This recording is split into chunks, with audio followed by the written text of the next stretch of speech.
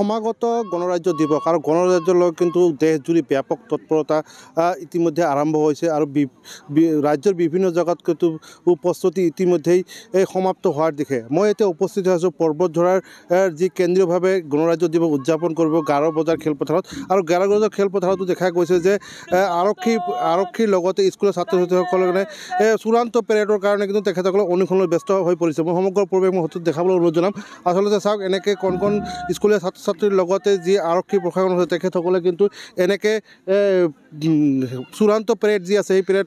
অনুসৰণ কৰাত তেখেতসকলে ব্যস্ত হৈ পৰিছে আচলতে গণৰাজ্য দিৱসৰ যি নিৰাপত্তাৰ দিশটো কিন্তু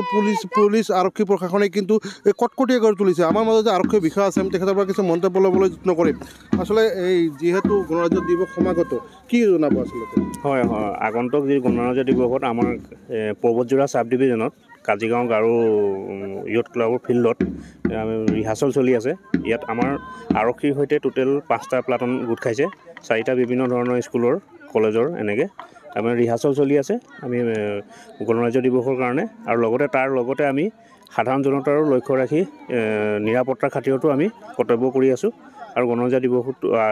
সকলোৱে যাতে সুখে শান্তিৰে পালন কৰিব পাৰে তাৰে আমি কৰ্তব্য কৰি আছোঁ যিহেতু দেখা গৈছে যে গণৰাজ্য দিৱস সমাগত কোনো দুষ্কৃতিকাৰী যাতে কোনো অঘটন ঘটাব নোৱাৰে তাৰ কাৰণে আৰক্ষী প্ৰশাসনে কেনেকৈ ব্যৱস্থা লৈছে আৰু কেনেকৈ আপোনালোকে এইখিনি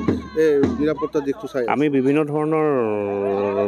তেনেকুৱা কৰি আছোঁ বিভিন্ন ধৰণে আমি ধৰক যেনে নাকা চেকিং কৰি আছোঁ আৰু পেট্ৰলিঙৰ কৰি আছোঁ সৰু বৰ ডাঙৰ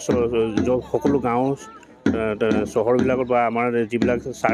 চেণ্টাৰবিলাক আছে যিটো তেনেকুৱাবিলাকত আমাৰ লক্ষ্য আমি কৰি আছোঁ আমি চোকা দৃষ্টি ৰাখিছোঁ যাতে এইবাৰ সুকলমে পাৰ কৰিব পাৰোঁ হয় আচলতে দেখা গৈছে যে নিৰাপত্তাৰ দিশটো তেখেতসকলে কটকটীয়া কৰি তুলিছে আৰু যাতে সুকলমে গণৰাজ্য দিৱসটো পালন কৰিব পাৰে